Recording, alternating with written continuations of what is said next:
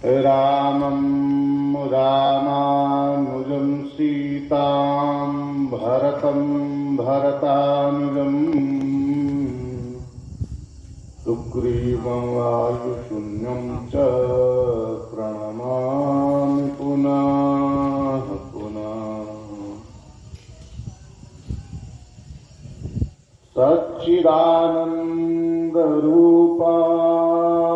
विश्वोत्पत्त्यादिहेतवे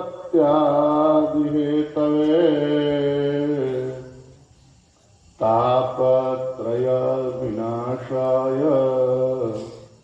श्रीकृष्णाय वयं नमः। नारायणं नमस्कृतं नरं चैव नरोत्तमं देवीं सरस्वतीं व्यासं ततो जयमुदीरये।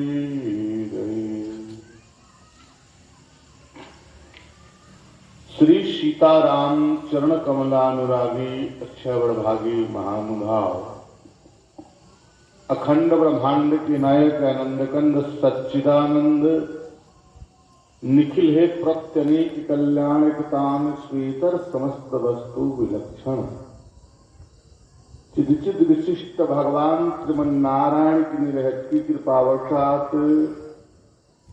पुनः एक बार आपके ग्राम नगर शहर में ये दिव्य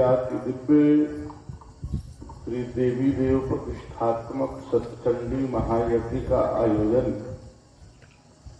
आप समस्त धर्म प्रेमी नगरवासियों के माध्यम से हुआ है। जिस यज्ञ के ब्याज से पुनः एक बार हम लोग को आपस में भगवान की चर्चा, भगवान की कथा कहने और सुनने का सुंदर सुअवसर प्राप्त हुआ है। बंधु, जीवन में सब कुछ सुलभ है, मगर संत दरस और हरि कथा तुलसी दुर्लभ दूर। जब अनेकानेक जन्मों का पुण्य उदय होकर के जीवन में एक साथ परिणित होता है, फलीभूत होता है, तब उस जीवात्मा को भगवान की दिव्य चर्चा कथा श्रवण करने का सुंदर अवसर प्राप्त होता है। भाग्योदयेन बहुजन्म, शास्त्रकार कहते हैं कि भाग्योदयेन बहुजन्म समर्जितेन शत संगमम च लभते पुरुषो।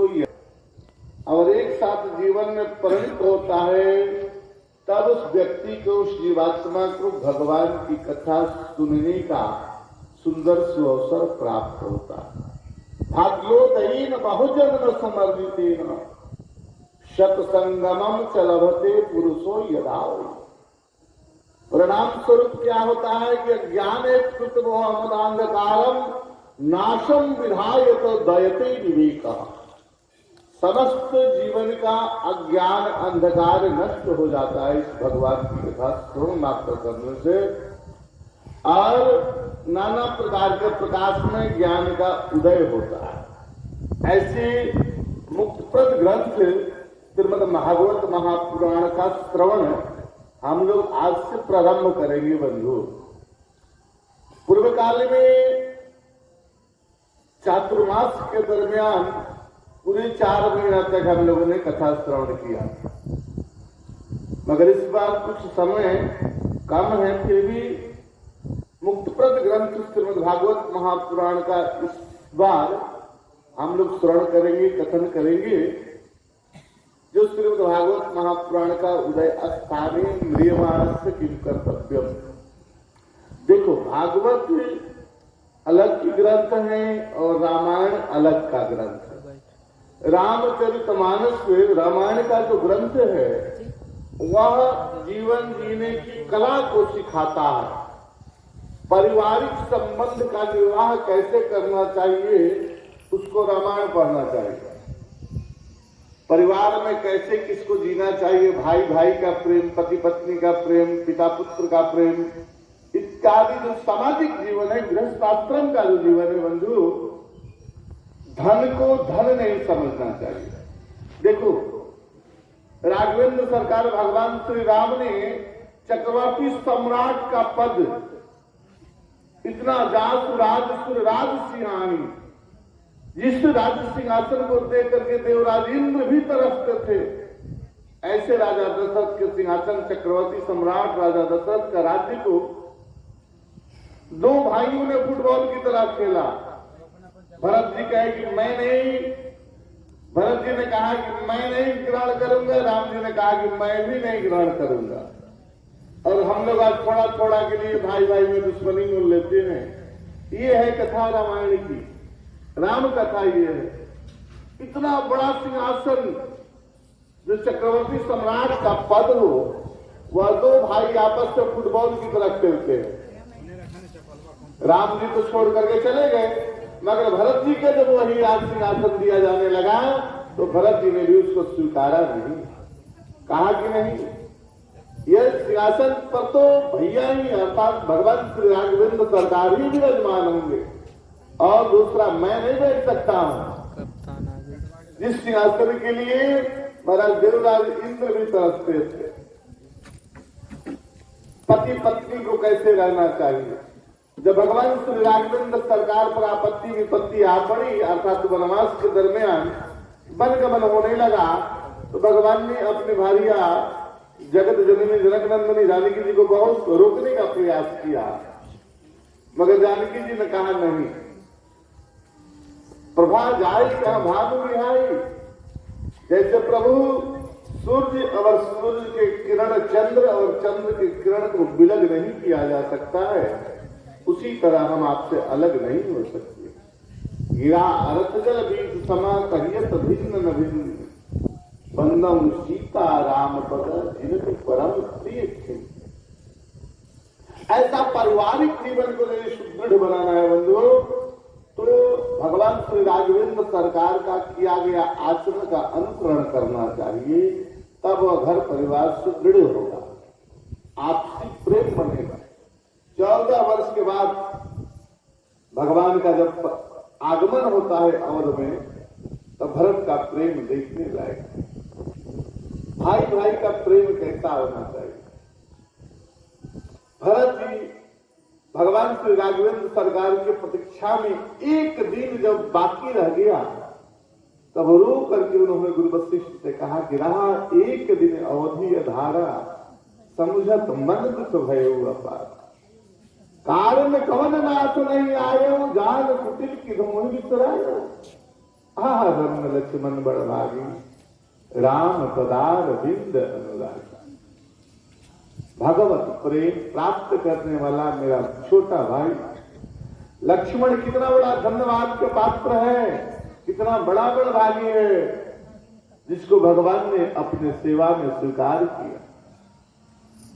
भरत जी रो पड़े कि यदि भगवान कल नहीं आते हैं 14 वर्ष व्यतीत होने के बाद, तो मैं चिता में अपने आप चिता पर बैठ करके अपने आप अग्नि लगा लूंगा। ये है परस्पर प्रेम। भगवान का यदि प्रेम का प्रतिरूप देखना है, प्रत्यक्ष देखना है, तो वह भरत को देखना चाहिए।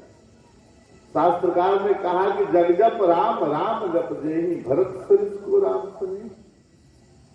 राम जी को जब भी याद आता था तो भरत की याद आता था, और भरत दिन रात राम राम जपते। और वो भगवान कहने का मतलब है बंधु कि परस्पर प्रेम यदि जीवन में चाहिए, सामाजिक सौहार्द बनाना चाहिए, तो रामायण का आचरण करो, रामायण पढ़ो, रामायण को ध्यान से देखो, समझो क्या है रामायण।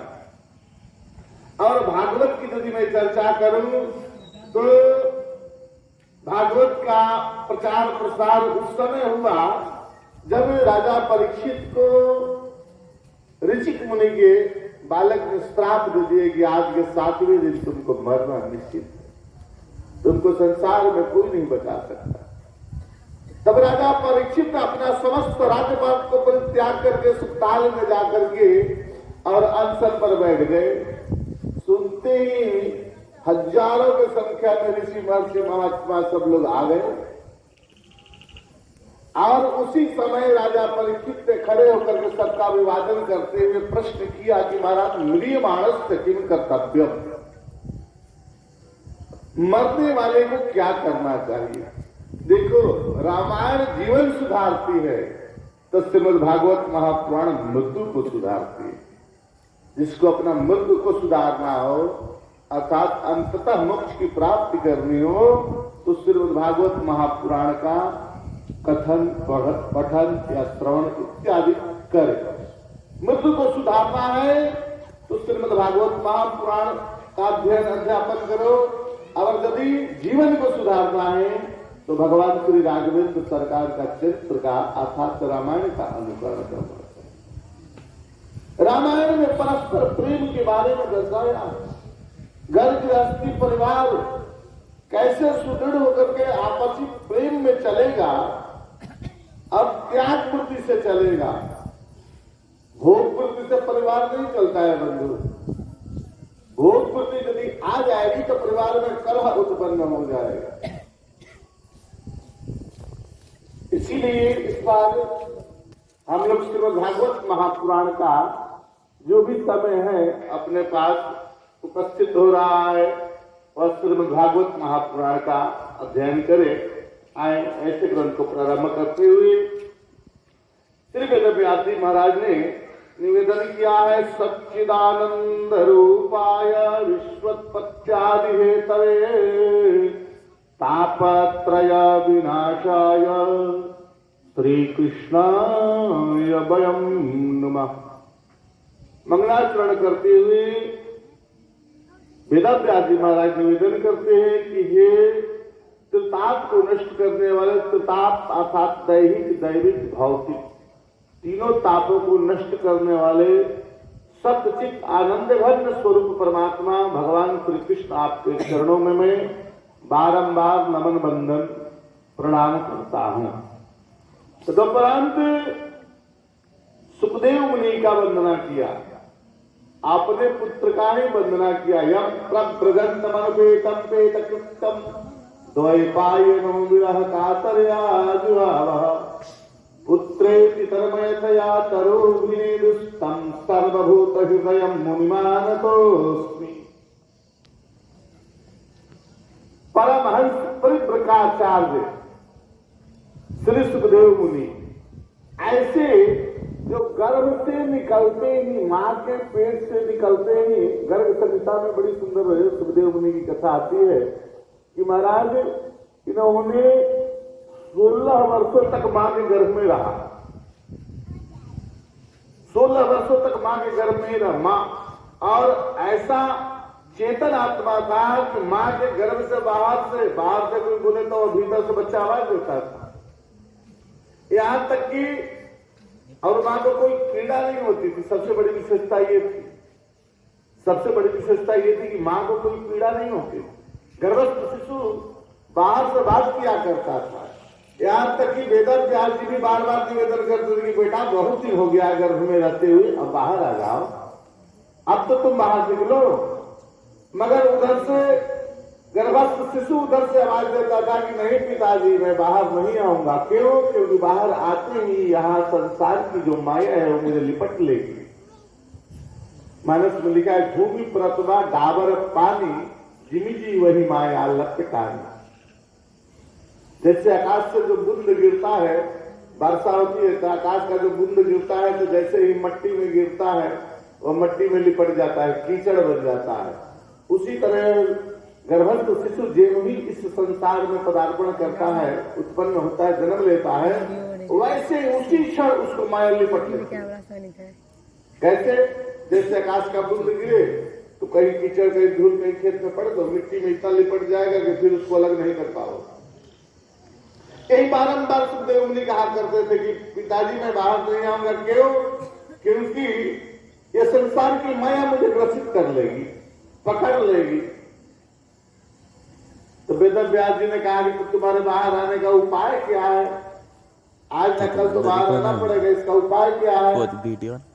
तो वेदव्यास जी ने कहा कि क्या उपाय है तुम खुद बताओ।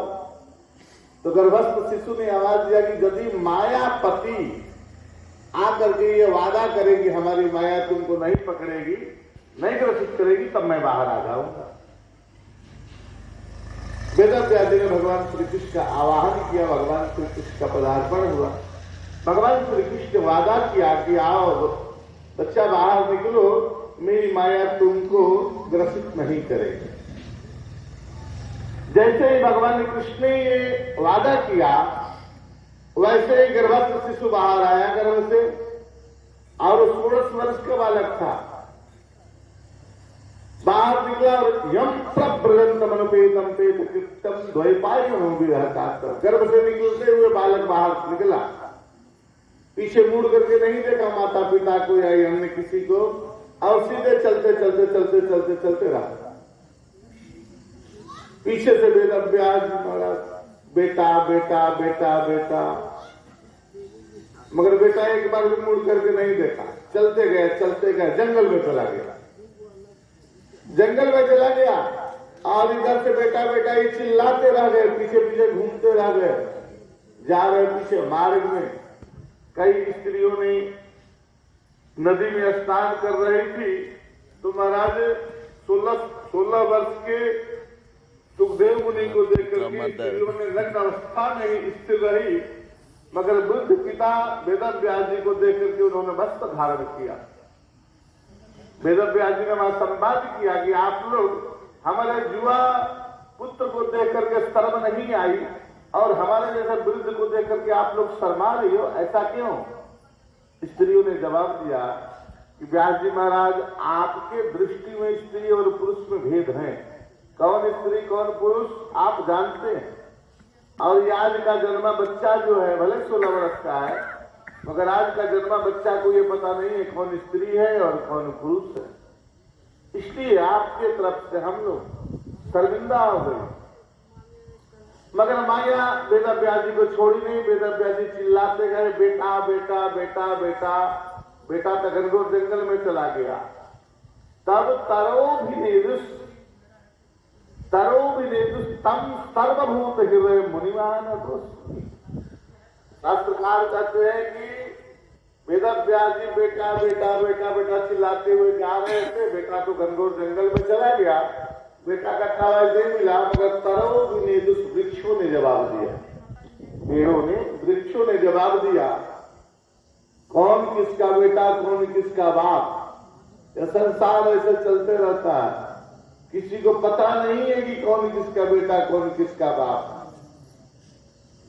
वृक्षों ने जवाब दिया कि सर महाराज आप बुद्धिजीवी हो, ज्ञानी हो, पढ़े लिखे हो, ये बताओ कि पहले बेटा आया कि पहले बाप? अब हर बेटा बाप बनता है, ऐसे हर बेटा बाप बनता है। पेड़ों ने कहा कि पहले आप ये निर्णय करके हमें बताइए कि पहले गुठली आया, जैसे आम का पेड़ है, तो पहले ये बताइए कि पहले गुठली आया कि पहले पेड़ आया? बिना पेड़ का गुठली कैसे होगा? अब बिना गुठली का पेड़ कैसे होगा? अब बिना पेड़ का गुठली कैसे होगा? दोनों में समन्वय है। उसी तरह हमारे साथ जन्म जुड़ा हुआ एक संबंध है, जैसे कर्म और जीव। बिना कर्म किए जीव की उत्पत्ति नहीं होती है। शास्त्रों में बताया गया है कि जो जैसा कर्म करता है उसी के अनुसार उसको गति प्राप्त होती है। बिना कर्म किए जीव की उत्पत्ति नहीं होती है, और जब तक जीव उत्पन्न नहीं होगा तब तक कर्म कैसे करेगा? पहले पेड़ या पहले गुठली? अर्थात यह संसार, लोग कहता है कि हम नहीं रहेंगे तो संसार कैसे चलेगा। अरे जिसका संसार है वो जाने, वो समझे, हमारा संसार बनाया हुआ थोड़े, हम नहीं बनाते हैं बंधु। उसी तरह महाराज वृक्षों ने जवाब दिया कि महाराज सर्वभूतम सर्वभूत हृदय मुनिमान, आप चिंता न करें, न यहाँ कोई किसी का पुत्र है, न यहाँ कोई किसी का पिता है।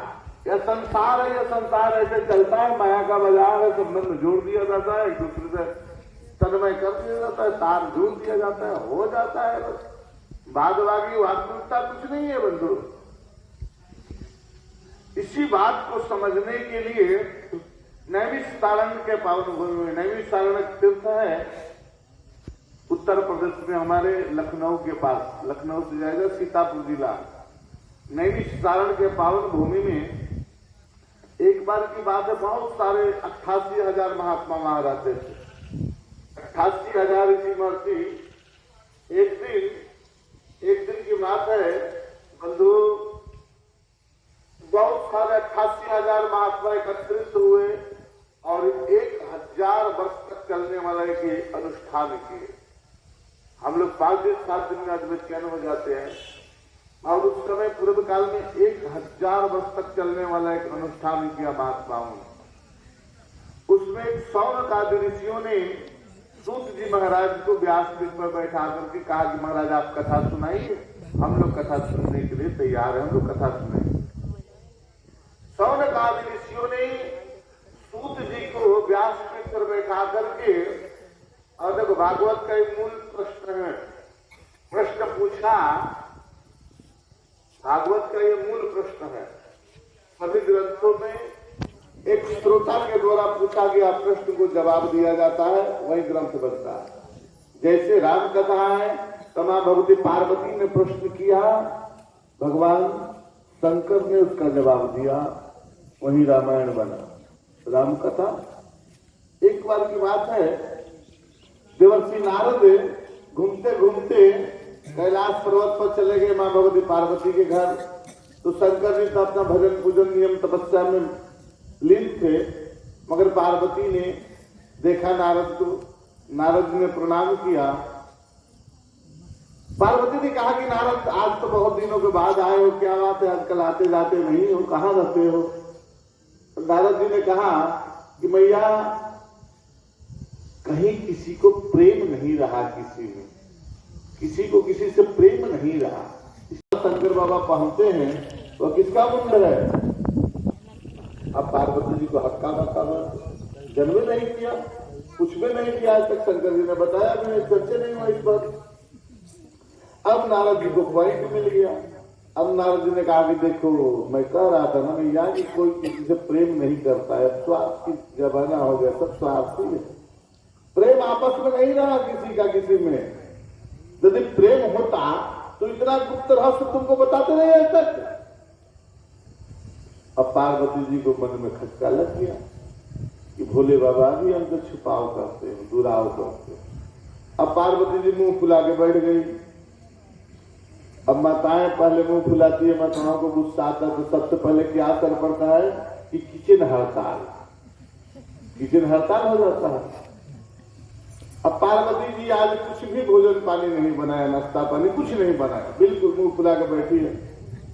जब 2 बजा तो शंकर जी का ध्यान टूटा, तपस्या खुला, नियम खुला। अब सोचे कि चलो भोजन पानी किया जाए। तो आए तो इधर तो पार्वती घर में मुंह फुला के बैठी है। नारद जी निकल गए। नारद जी को तो कल काम था, तिकड़म लगा दो बस चल दो। अब पार्वती मुंह फुला के बैठी है, शंकर जी आए, 2 बज रहा है, खाने का टाइम हो गया, तो कुछ बन भी नहीं किया। शंकर जी ने पूछा देवी क्या हुआ, कुछ भोजन पानी? पार्वती ने कहा कि खबरदार चुप रहो, तुम भोजन पर जब नहीं बनेगा, तुम छलिया हो, तुम कपटी हो, बेईमान हो। अब शंकर जी को बड़ा बुरा लगा, क्या हुआ? सुबह तो अच्छा था सब, सुबह तो ठीक ठाक था व्यवहार, जब हम पूजा करने गए तो बड़ा प्रसन्न थी। अब क्या हुआ? इतना देर में तो हमसे बातचीत भी, कुछ झगड़ा झगड़ा हुआ नहीं, क्यों गुस्सा गई? बार बार शंकर जी पूछने लगे क्या बात है देवी बताओ तो। पार्वती ने कहा चुप रहो, तुम कपटी आदमी। अब शंकर जी को समझ में नहीं आए, पार्वती जल्दी बताया नहीं। बहुत प्रयास किया तो शंकर जी ने पूछा कि ये बताओ कि नारद आया था क्या? तो पार्वती ने कहा कि हाँ नारद तो आया था। शंकर जी ने कहा बस समझ गया, अब बताने की जरूरत नहीं है, समझ गया, नारद आया तो खटपट करा देगा। अच्छा घर में खटपट करा देना नारद का काम है। अब नारद जी भगवान ने पूछा कि ऐसे ये बताओ कि क्या कहा गया नारद, क्यों मैं कपटी कैसे, बेईमान कैसे हो गया? तो पार्वती ने पूछा कैसे ये बताओ कि तुम जो गले में माला पहनते हो, मुंडमाल पहनते हो, ये कभी बताया कि किसका मुंड है? तो शंकर जी ने कहा कि तुमने कभी पूछा? पार्वती ने कहा ना। तो शंकर जी ने कहा कि तुमने पूछा नहीं, हमने बताया नहीं, ये कौन सी कपट की बात है? तुम पूछो तो मैं बताऊं। तो कहा कि हाँ आप बताओ, मैं पूछ रहे हूं, अब बताओ। तो शंकर जी ने कहा इतनी छोटी सी बात के लिए इतना बड़ा भगवान पर खड़ा कर दिया घर में, तुम बताओ, हम भूखे मरे जा रहे हैं, 2 बजे अभी तक भोजन नहीं मिला, छोटी सी बात के लिए नारद क्या कहा गया? तो नारद जी पार्वती को कहा गए थे कि ये इतना सौतन रखते हैं ना, उसी सब औरतियन का मुंड पहनते हैं, घर में खटपट करा दिया। अब शंकर जी ने कहा कि देखो देवी, ये किसी अन्य स्त्रियों का मुंड नहीं है, जब जब तुम मरती हो तो मैं तुमसे इतना प्रेम करता हूं देवी कि तुम्हारे वियोग को मैं सहन नहीं कर पाता हूं, और तुम्हारा जब अंतकाल होता है, मरणांत होता है, तो उसको प्रेम में परिवश होकर के मैं तुम्हारा मुड़ी काट लेता हूं और उसी को गले में माला बना करके पहनता।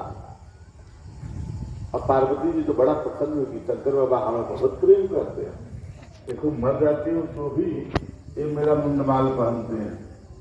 पार्वती जी प्रसन्न तो हो गई, मगर फिर पार्वती जी ने पूछा कि ऐसा ये बताओ, इतने मुंडमाल आपके गले में है, मैं इतने बार मर गई और तुम क्यों नहीं मरते हो? तुम एक बार भी नहीं मरे, हम इतने बार मर गए हैं।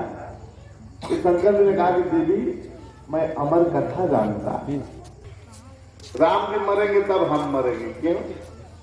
क्योंकि मैं तो अविनाशी के गोद में मरेंगे महाराजा, मरने मारने वाली बात नहीं, तो उसका परिवर्तन होता। इसलिए हमारे यहाँ संत महात्मा कहते कि उनका शरीर छूट गया, शरीर बदल गया, मर्द नहीं कहते हैं हम लोग, मर गया। वो तो आप लोग कहते हो, हमारे यहाँ कहा जाता है कि शरीर बदल गया, उनका शरीर छूट गया, अब दूसरा शरीर मिलेगा, परिवर्तन हो गया है। जिमिनु तलपट पहिरे नरपर हरई पुराण, भगवान कहते जैसे तुम्हारा वस्त्र पहनते पहनते ये वस्त्र बहुत दिन 2-4 साल पहन लिया तो बहुत गंदा भी हो जाता है और फट भी जाता है, उसी तरह ये शरीर है बंधु। जब 50-60-100 साल का हो जाता है तो एक तो रोग के चलते और एक अवस्था के चलते जब जीर्ण शीर्ण हो जाता है यह शरीर, आंख से दिखेगा नहीं, हाथ चलेगा नहीं, पैर से चला नहीं जाएगा, घुटनों में दर्द, कमर में दर्द, सब जगह परेशानी, आटा पुराना हो जाता है ये शरीर। तो भगवान कहते हैं कि अब इसको बदल लो, इसको छोड़ो, दूसरा मिल जाएगा। मगर हमारे जैसा मोही अज्ञानी लोग छोड़ना नहीं चाहता। अरे जब इस बुढ़ापा के शरीर को छोड़ोगे तब तो दूसरा शरीर मिलेगा, नवीन शरीर, नया शरीर मिलेगा ना। तो जब पुराना वस्त्र फट गया, गंदा हो गया, बहुत दिन पहन लिया, तो उसको छोड़ो तब न दूसरा मिलेगा। अब उसी में आसक्ति किए रहोगे कि मैं छोड़ूंगा नहीं, तो कैसे दूसरा मिलेगा? उसी तरह शरीर है बंधु, जब जीव श्रेष्ठता को प्राप्त कर जाता है यह शरीर, तो परमात्मा का आदेश होता है कि शरीर को छोड़ो और कर्मानुसार तुमको अगला शरीर मैं दे रहा हूं। और यही सृष्टि का क्रम भी है, नियम भी है। अस्तो देवादेव महादेव भगवान शंकर ने कहा कि देवी मैं अमर कथा जानता हूं, इसलिए मुझे मरना नहीं होता है। भगवती पार्वती ने कहा कि तब तो फिर कपटी हो, तुम अमर कथा जानते हो तो हमें क्यों नहीं बताते हो? अब आप अमर कथा हमें भी बताएं तब तो ठीक है। अब अमर कथा बताने के लिए माँ भगवती पार्वती ने जिद कर लिया कि जब आप अमर हो गए हो तो मुझे भी अमर बना दो।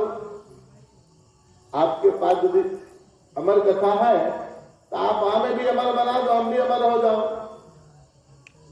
मुझे भी मरना ना पड़ेगा। तो माँ भगवती पार्वती का जिद करने पर देवादेव महादेव भगवान शंकर ने कहा कि देवी ठीक है चलो। वहीं देवादेव महादेव भगवान शंकर माँ भगवती पार्वती को हिमालय के पर्वत, जिसको आज अमरनाथ कहते हैं, जिस जगह को आज अमरनाथ की गुफा कहते हैं, जहाँ देवादेव महादेव भगवान शंकर का दिव्य स्वयं प्रकट होने वाला आज भी वहाँ 80,000 ऋषियों के द्वारा सुखदेव नारायण सूत जी महाराज को व्यासपीठ पर विराजमान करा करके और वही अमर कथा को पुनः संसार में प्रकाशित करने के लिए एक बार उस सत्र में प्रारंभ कराया गया महाराज। तो वहां सर्वप्रथम महात्माओं ने पूछा महाराज सूत जी महाराज से, वहां सूत जी महाराज से ये रोमहर्षण पौराणिक ऋषि रहे जिनका नाम रोमहर्षण जी रहा, उन्हीं के पुत्र हैं सूत जी महाराज। ऐसे सूत जी महाराज को बड़े सुंदर आसन पर विराजमान करा करके और शौनक आदि ऋषियों ने महाराज 6 प्रश्न किया, मुख्य रूप से 6 प्रश्न किया है। पहले तो प्रश्न